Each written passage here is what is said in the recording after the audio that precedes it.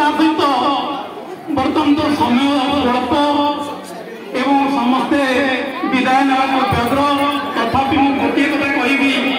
बापा उदयनाथ साहू जे कि जड़े सरल एवं साधु स्वभाव व्यक्ति व्यवसाय व्यवसाय थे समस्त सहित हस कौतुक कर मन खी नवा गोटे स्वभाव एपरिक मुझे बयस दान होगी मो सहित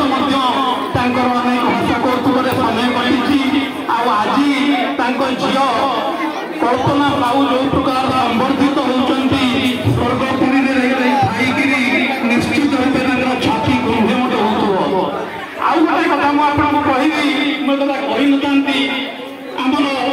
प्रथम जड़े कविता पढ़ी ये जो शिक्षक 40 वर्ष भितर एमतिया कई शिक्षक दंड पाई ना से गोटे प्रसंग उठे